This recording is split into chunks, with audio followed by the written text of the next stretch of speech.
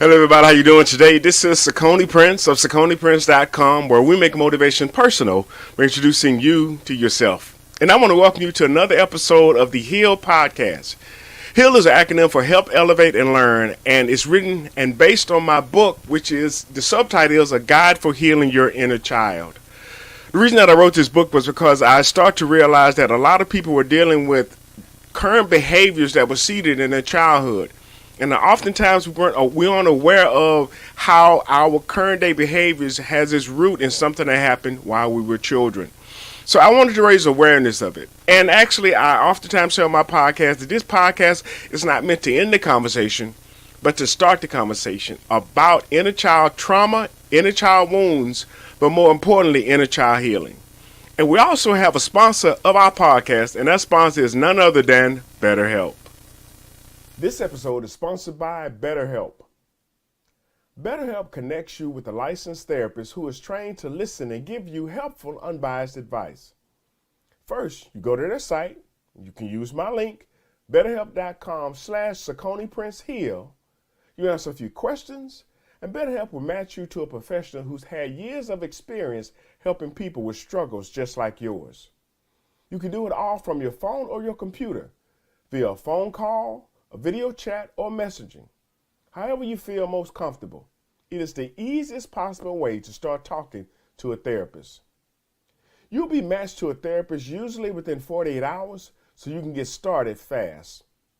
Let BetterHelp connect you to a therapist who can support you, all from the comfort of your own home.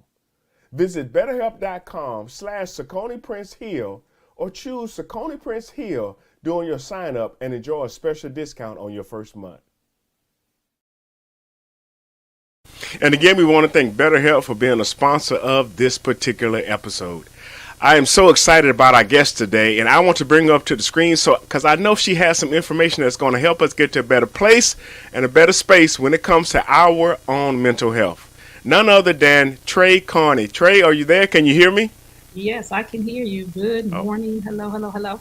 Hello, hello, hello. Can you do me a favor and just tell the people a little bit about yourself? Yes, my name is Kearney. I'm a certified life and relationship coach, and I help people heal from the devastation of infidelity. That is my specialty. And I help men, women, and families heal from the devastation of infidelity, and I help individuals heal from the devastation of betrayal. So I am a boy mom. I have a book. It's Healing Time, Men Hurt Too. I'm a big advocate for Black men. And I just love to inspire, motivate, and encourage people to be the best, highest version of themselves. Well, it sounds like you and I, we're in the same boat, just on different sides rowing. So I'm excited to have you on this podcast. So listen, let's hop right into some of these questions because I know you have some insightful information that's going to help us. My first question is, in your professional opinion, how important is inner child healing? It is extremely important as adults. And I say this because I had to go through this myself. I say we are not responsible for what happened to us as children, but we are responsible what we do as adults. We are responsible for our healing as adults. And a lot of times we play the blame game so we don't get to a point where we can heal because we don't let go of the fact that our parents were human beings first. So it is extremely important to be accountable as adults for healing the inner child in us. Right. That's so true. And I tell people all the time, what happened to you may not have been your fault, but it is your responsibility. And what I mean by that is that your responsibility to heal from it. Yes. You know, and that is so true. A lot of people, going back to what you said earlier, they play the blame game. You know, they want to point fingers and they stay stuck in that position and they never move to that healing aspect of their lives. So, I mean, again, 100% agree. It's so easy for people to play victim because when you play the victim, you don't have to deal with that accountability part of what you're accountable for. Like as adults, now we're talking about the inner child. So we're talking to people who are adults right now. You can't sit around and be the victim for the rest of your life unless you find joy in that. I don't find joy in being a victim. I find joy in being a victor and living the best version of my life possible. And I choose not to blame my parents for doing what they thought was best for them and everybody involved at that time. And I'm a parent, so I've done some damage to my children, but it wasn't intentional. I did what I thought was best at that season in my life. Would I do things differently now if I had the opportunity? Of course, because hindsight is 2020. Right. But my parents didn't know any, so I give grace to them because I know they're human beings first, and titles take away grace. So when people have titles, the VP, the mother, the father, a man, Right. and it boils down to we are all human beings first, and we are all flawed, and we're all going to make mistakes and bad decisions because we don't know what we don't know until we know it, and most of the time we know it from the bad experience that we've had, unfortunately. Unfortunately. So I want to deviate just a little bit because something you said really struck me. When did you come to that conclusion to give yourself grace? When I forgave myself, right? I committed adultery in my marriage, and it destroyed my marriage, and it trickled down to my children, right? So I know that this has affected them as adults, and we still have the residue of that. And I had to go into a space of self-forgiveness, number one, and to understand that you did the best that you could do, Trey, with what you had. And a lot of us have come from dysfunctional backgrounds, right? And I had to realize that about myself. Like, you didn't intentionally do things to people to hurt people. You did what was a blueprint in front of you. My mom cheated on my dad and had a child with another man, which destroyed their marriage. I was in a very dysfunctional home growing up. So I had to give myself grace when I realized that a lot of the stuff that went on in my house wasn't normal. But when we see dysfunction all the time, dysfunction is normal. So once I realized and I started to be around people who were healthy, everybody's home dynamic is different, right? So everybody has some issues. Nobody has a perfect home. But when you get around people who have decided to heal and people who have had normal lives and had a mother and a father and a structure in their home, and you say, oh, and even in my marriage, I saw that my ex-husband, his family was very structured. My family was wild. It was a wild time, boy. I tell you, like, he was wild. And once I realized from him, wow, like, that structure, y'all sat at the table, y'all ate, the girls did dishes, y'all had conversations about school. I realized you deserve grace because you really thought dysfunction was normal. And now you've decided that you don't want that for you and your children anymore. So that's when I was able to give myself grace because, again, you don't know what you don't know until you know that you don't know it and you learn something different. Right. Something you said, really kind of stood out to me because I was having a conversation, in fact, with someone, and they were talking about their coworkers and all the stuff that they were going through, and I mean, it just sounded crazy. And the person said, man, that's just crazy. I said, what you call crazy, they call Tuesday. Yes. It's like, let me tell you about Wednesday. If you thought that was bad, let me tell you about Wednesday. And so, well, in fact, you are right. There are different dynamics that people deal with. And if you live in that, it's normal to you. Yeah. It's not until you get exposed to another way of living, another aspect of life, that you realize that wasn't the healthiest environment that I could have grown up in. And some decisions were made. And going back to what you said earlier, giving ourselves grace, giving our parents grace because they are human. I've had to do the same thing with my mom and with my dad. And and we all have to come to grips with that. I know sometimes we are still kind of stuck in that child mode of thinking. And so this is one of the reasons why, again, I wrote this book, because I wanted us to take a moment to check on that inner child and to really reason with that inner child and help them understand, because I remember reading where it says that you're kind of stuck at the point of your trauma. So if it happens when you're a 4-year-old or 6-year-old or 12 years old or 15-year-old, your maturity level in that area kind of becomes stagnant at that point. And you have to go back and really talk to that version of yourself and help them to understand and see what happened and why, so you can move forward. Yes. And you have to want to heal. You have to want to heal. You have to want to forgive your parents. You have to want Yes. to let go of the grudge, and you have to want to be accountable that if your life is in a shit show right now, excuse me, but if your life is chaotic and everything, and you're a 50-year-old, you have to take responsibility that you are where you are based on your choices now, not based on the choices your parent made for you, not Right. based on your environment. As an adult, and let's talk about 35 and over, as an adult, you have to take responsibility for where you are from the age of 25. You are a conscious adult. You have been taught right from wrong.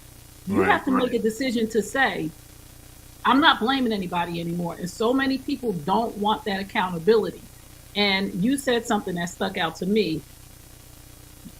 Some people are stuck in a stage of grief, right? Because as we're growing up as children, we experience losses, loss of innocence, loss of not being acknowledged, right? I grew up in a Right. home where I was invisible. And many times I made myself invisible because I didn't like the chaos. So I didn't want anybody to see me because I didn't want to be involved with it. So we get Right. stuck in stages of grief when we have a loss, right? And some people are stuck in anger. And if you don't deal with those stages of grief or depression, some people are stuck in denial. You pretending like you had the Beaver Cleaver family and Yep. your parents were pastors, and when y'all went home, all hell broke loose. Your mother and Right. father was fighting, but in front of the church. So you're stuck in a stage of denial, so we have to deal with those stages of grief that came with our childhood, right? And we have to mourn the loss of the things that happened to us as children and step into our adulthood and be responsible for our healing and what we want in life. I'm happy because every morning I wake up and I choose happiness. I'm happy Okay. because every morning I wake up and I choose to love on my mother and my father. God rest my mother's soul. But my father was just here this weekend. And my father wasn't present in my life, my biological father. He wasn't present, and it wasn't because he had anything against me. And many times we get caught in the crossfire of divorces. We get caught in the crossfire of DV. We get caught in the crossfire of dysfunction. So when my Right. father was here, the little girl came out in me. You know what I'm saying? He was here, and we don't see each other often. I probably see my dad 20 times in my life. I'll be 55 next month. I probably see my dad 20 times. Now let that marinate in your head. Wow. And when he comes, it's like the little girl in me rises up because I want him to see me. And this time, he looked at one of my podcasts and he was like, wow, you're really good at this.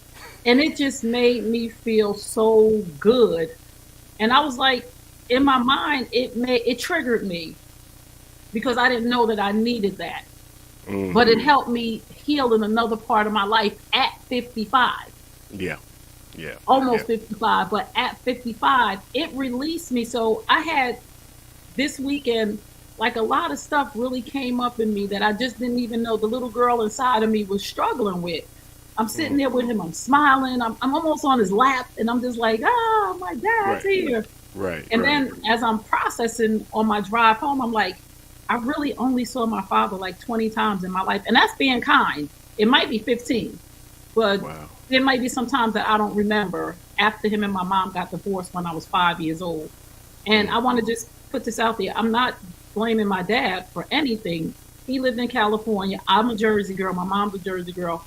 And the distance caused a lot. And took me a long time to forgive him, to say, well, why didn't you come more? Why? But my mother was a drug addict and an alcoholic. And I don't know what that did to him. My mother had a child with another man. And I don't know what that did to him. So his way of coping and him doing what was best for him at that time had absolutely nothing to do with me. Right. And I had to Right. come to terms with that so the little girl inside of me wouldn't be stuck in the stage of grief, of anger with him.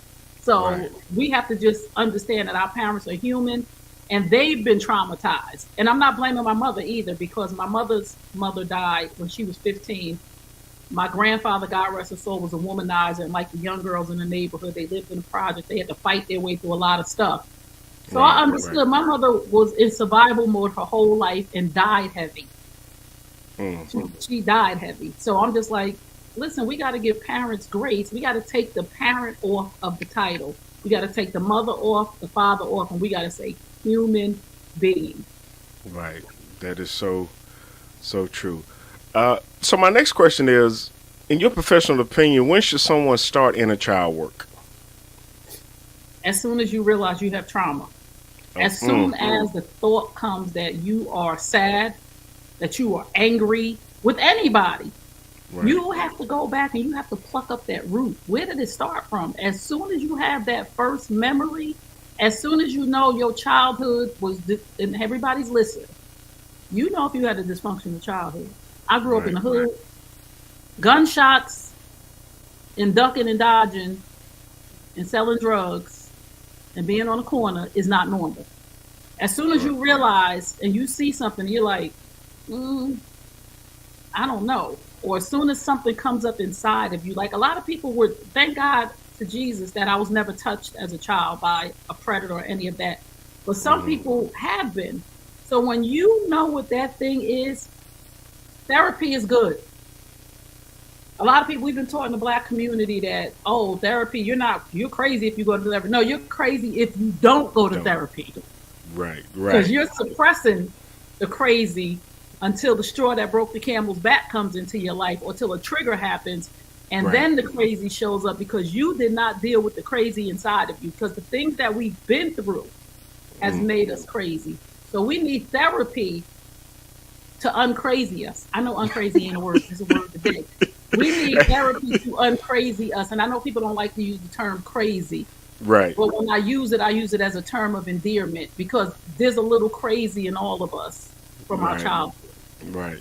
You know, I think about how we have the huge responsibility of literally facing our fears and putting ourselves in a position to get better. And that's one of the reasons why I started the podcast, not just to write the book, because if you go, in fact, to my page, secondarprince.com/here, and you look at all of the people that have been on my podcast, I would say 90% of them have been black females. I've Mm, had a couple of white ladies on there, and I've had three black. Well, actually, no. In fact, I've had some more. I've had about 4 or 5 black, because I want to make it to where it is okay for us, especially as black men. And I love the work that you're doing about, that focuses on black men, because there aren't enough advocates, at least in my opinion, about black yes, men's mental health. And I definitely. wanted to make it comfortable for us to even talk about this, and that's another reason why I wrote the book. And not just the book, I wanted to make sure that the picture on the cover was reflective. And I didn't even want, and I know that that's the picture probably of a father and a son, but I didn't even want the man's face to be seen. I wanted the smiling child, because that's what I want us to focus on, that part of ourselves that has yet to actually heal. I'm gonna share this real quick, and then we're gonna get to the next question. I was doing a conference in Mobile, Alabama. It was a women's conference, and it was called the Focus Women's Conference. And after my hour-long session, or at the end, I did an exercise where I had all of the ladies there. I had them to secure their valuables, because everybody ain't safe. I said, make sure that your purse or your phone are close by. But then I had them to close their eyes and put their hand over their heart. And I had them to speak to the little girl within them. Mm, And I had them to tell that little girl how proud of her that they were, because of everything that she went through and survived, for them to become the woman that they are. I then had them I did help them to understand that that little girl is proud of the woman that they became. And she yes, would applaud and cheer them even today. And I tell you, after I did that exercise, so many women of different ages, stages, and ethnicities came up to me and thanked me for that, yes, because they hadn't even just consciously been aware of that. She's still in there, that little definitely. 4-year-old, 5-year-old girl. And I love what you said, because it's so true. When you get in those cases, that child comes out. Yes. I was at I had an iron infusion a couple weeks ago, maybe 3 weeks ago. I had one yesterday too, but anyway, that's not the point of the story. I had an iron infusion and they bought me graham crackers. Uh huh. And it took me back to kindergarten to some, I don't even know why I remember this, but I remember Wow. in kindergarten they used to give us graham crackers and orange juice, and I used to love it. And I sat there in that moment, and I was that little girl again. And then when I left the iron infusion place, I went to the store and bought graham With the graham crackers. crackers and orange juice. They didn't taste the same. I was like, because they had the individual ones, like just like the school. And I was Right. like, why they don't taste the same? But it was that moment, Right. that Right. happy moment. And that's what we got to get to. Like you said, that little boy smiling on the cover, Yeah.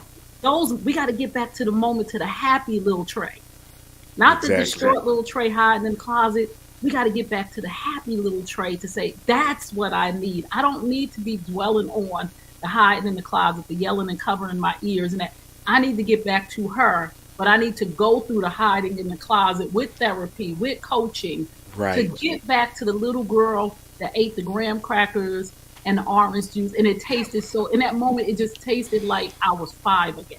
I was just Right. like, and I, you know, you don't think about these things, and that taste. I was like, I remember I was in kindergarten and they gave us graham crackers and orange juice. And I used to Right. just love to go to school because I knew at snack time we were going to get graham crackers and orange Yeah, juice. correct. So those Yes. moments of happiness, that's what we have to hone in on to get back to that.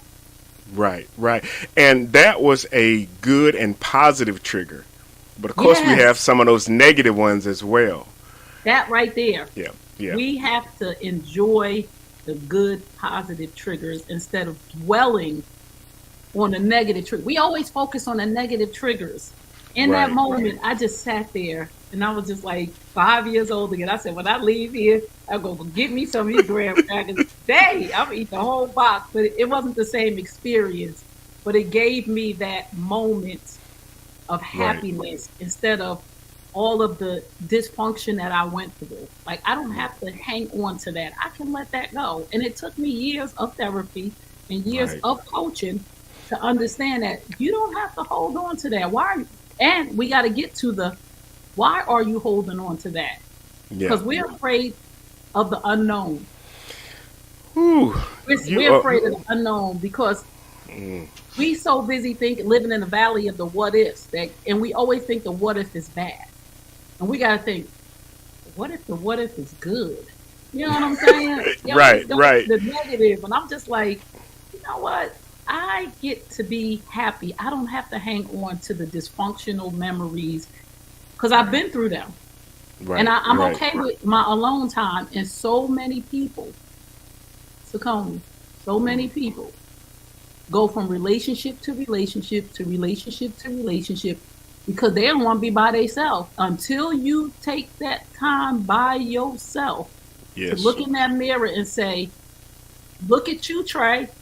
Yeah. What part of this are you playing in your life? What part did you play from 21 on up? But so Mm. many people don't want to look at that because it's scary. So they don't want to be by themselves. They're bed hopping. They get from under one man, under another, from over one woman to over another, and they just go through life ignoring the root cause of their unhappiness because they've never dealt with that little boy or that little girl inside.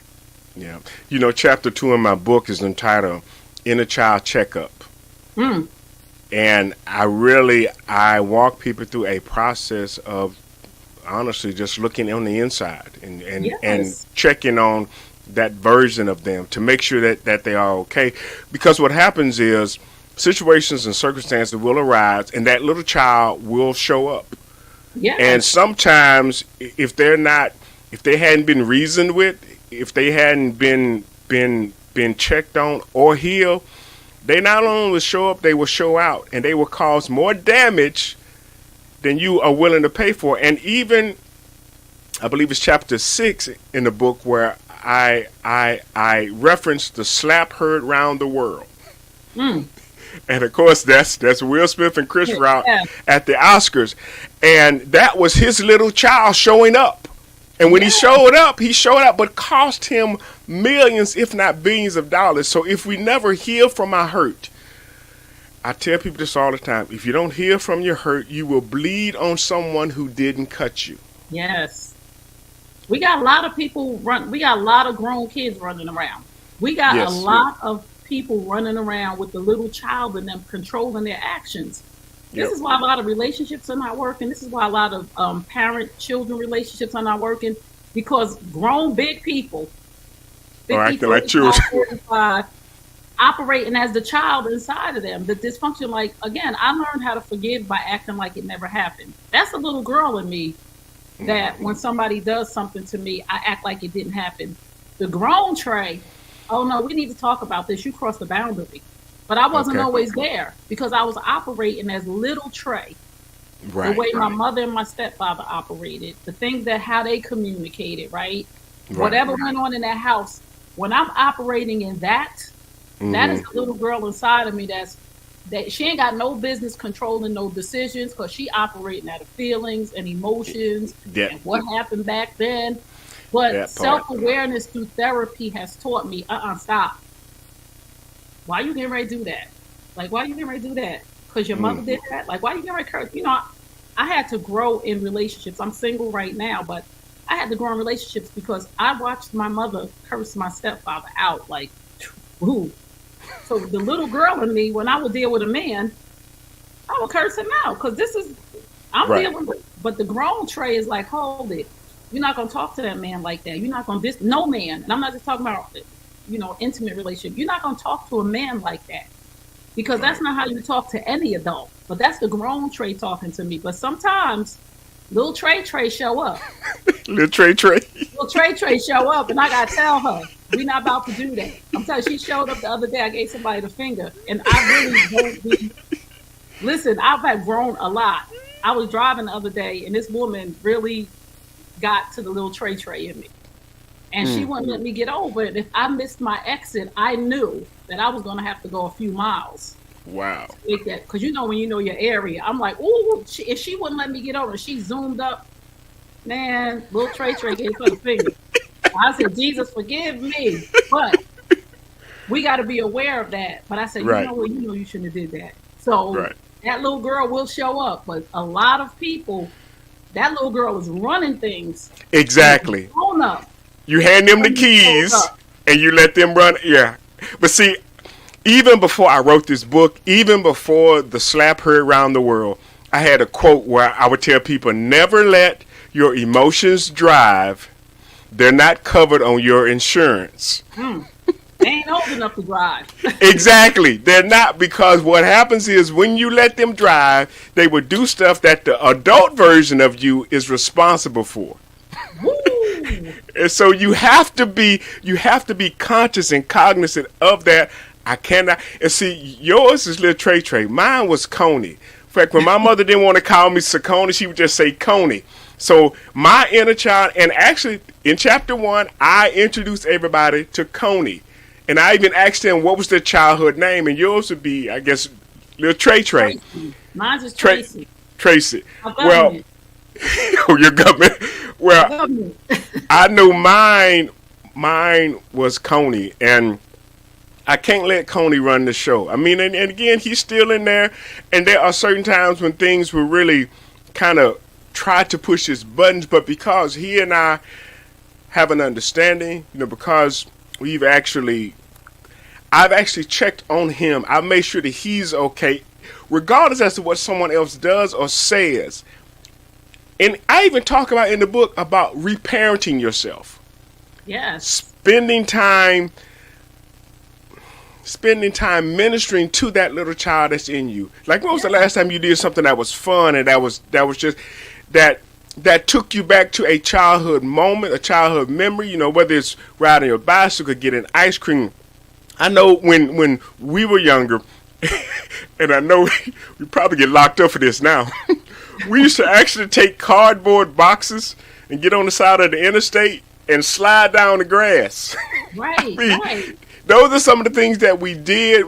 We would make go-karts out of literally anything, and we would take turns pushing it, Those types of, memories, those types of experiences, on some level we can duplicate those, but to minister to that part of ourselves that we have neglected, sometimes pacified, sometimes ignored, or even locked away. And what happens when situations show up, they will break free and wreak havoc, and then they'll crawl back in the seat and get in a booster seat, and they'll bucket themselves back in. Okay, now you have to deal with the fallout of what I just did. Yep. I tell people all the time. I tell people, listen, I'm 90% Christian and 10% Cardi B. Cardi's a younger version of me. Okay, I'm a girl She, from the hood. So listen, y'all. Sometimes y'all gotta leave me alone because sometimes I can't hold Cardi back because she the young wild version of me that was drinking dark liquor. So y'all, okay. hey, sometimes Back it's up. very rare. Back up. It's very Back rare up. that Cardi shows up, but she should. Yeah. I told you the little trait you get laid the middle finger.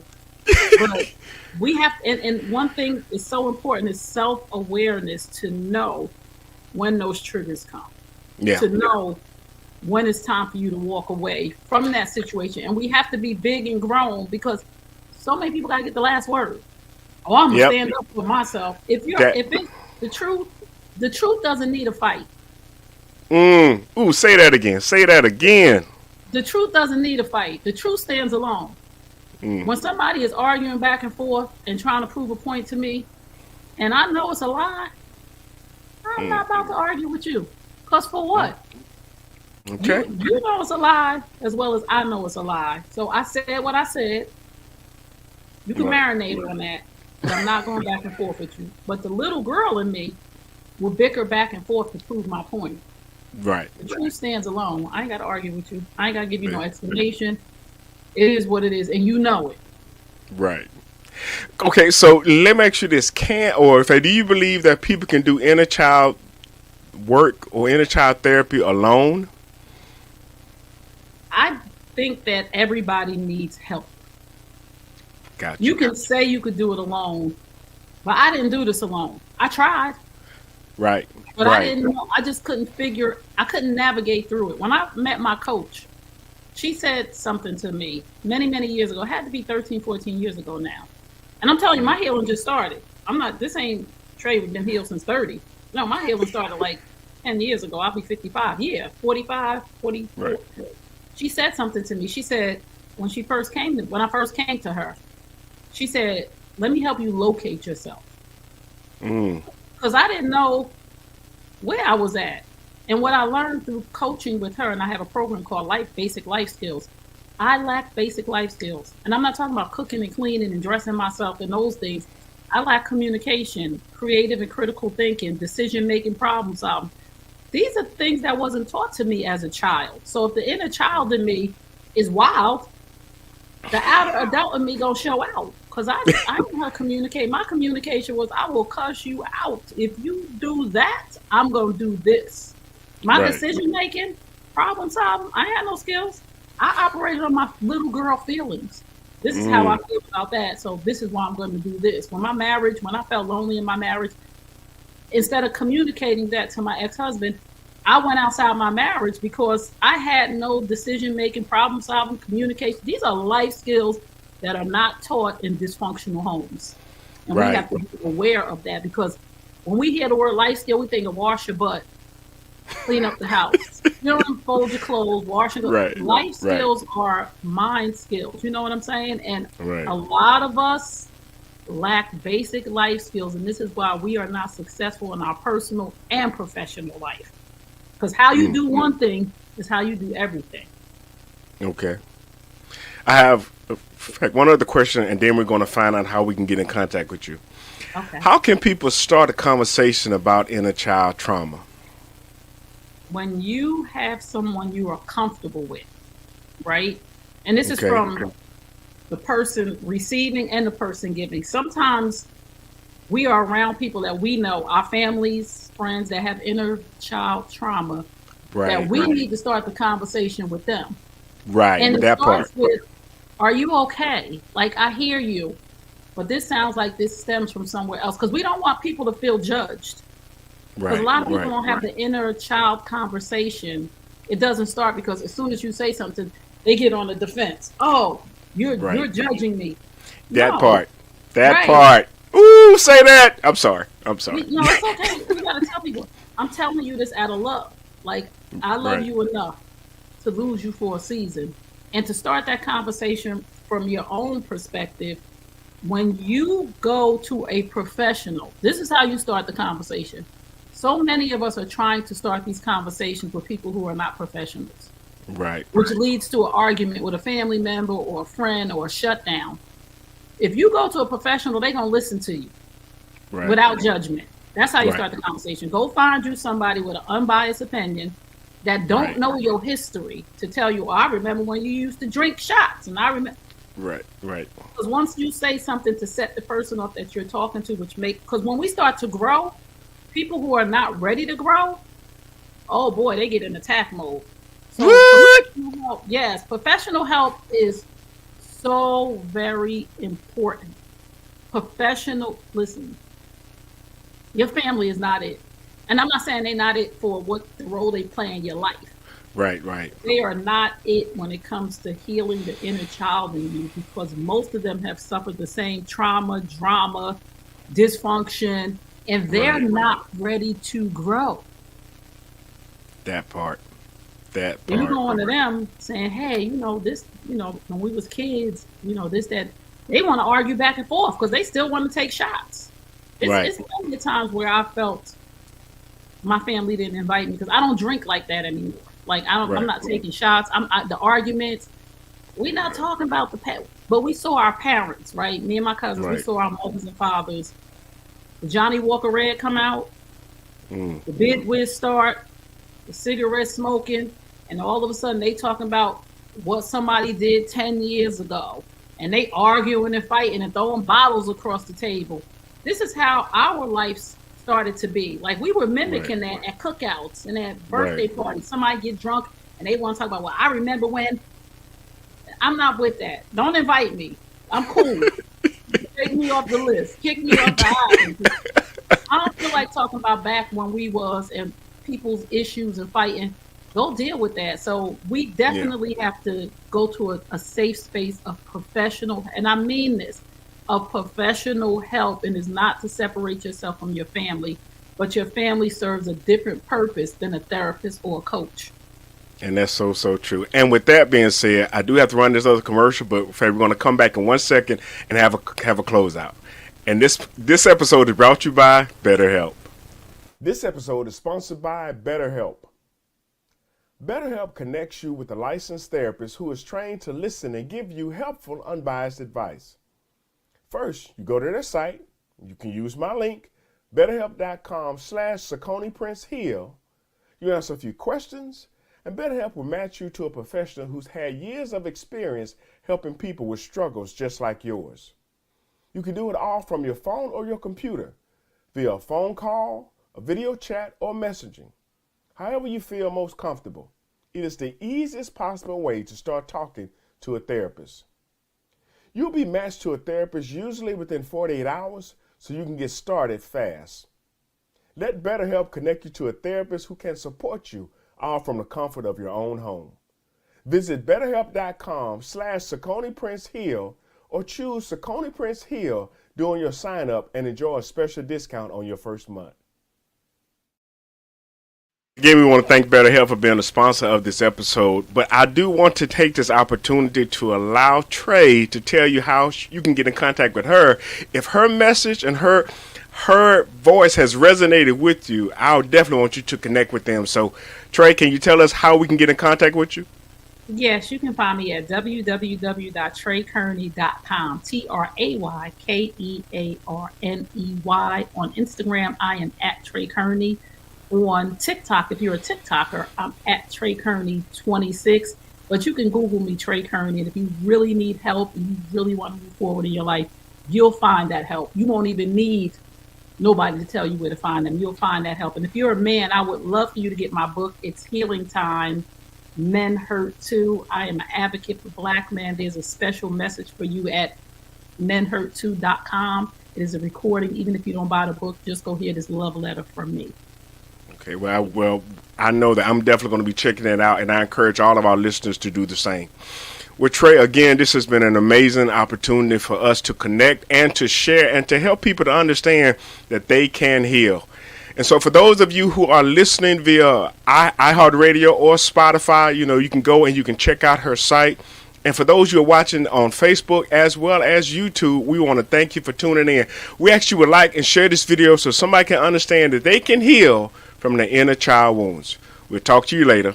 Bye.